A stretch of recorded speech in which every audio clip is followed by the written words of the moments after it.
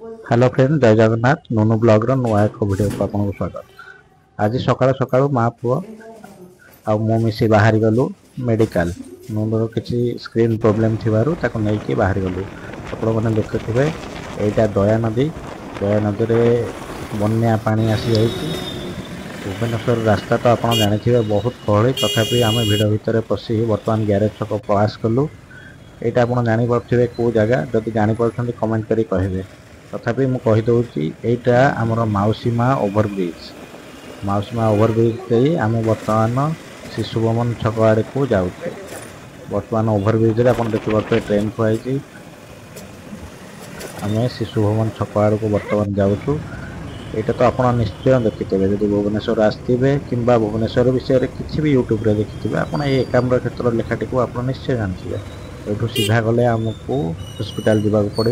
यहाँ हूँ 6 number hospital traffic, जो आम सीधा जीव। आप देखे दूसरी बोर्ड ये भी लगी कैपिटल हॉस्पिटल लेखा होकर आपण मैंने देखिपे कैपिटल हॉस्पिटल। बर्तमान आम हॉस्पिटल भीतर को गलु। शिशु भवन यहाँ दाम थे आप शिशु भवन 6 नंबर भीतर था शिशु भवन। बर्तमान मु देखु केते लाइन, बहुत लाइन ये लगी टिकेट टिकेट काटिया भितर दीपा टिकेट काटिया जाइए। आम भर पुओ खेला, पुओ को नहीं बर्तमान आम डॉक्टर पाखक जाऊँ देखापी। डॉक्टर को तो देखे हेनी, आम बर्तमान देखु डॉक्टर को देखे प्रेस्क्रिप्शन नहीं आम पलि आसलाणु। बर्तमान आम औषध वितरण केन्द्र पाखे दीपा ठिया औषध देखु सब गोटी गोटी मन रखुच्च कौन केमती खाइबे कौन ना।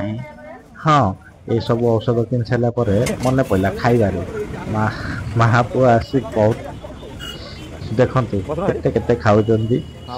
शिशु भवन छक ओभरब्रिज तले आम बसिलु। बीएमसी पक्ष पाहाच कर दि जाए आप देखिए बसिया को। पुणी फेरला बेले आम बाटर महाप्रभु लिंगराज को दर्शन करी आम निज बाटर आमर घर को फेरिलु।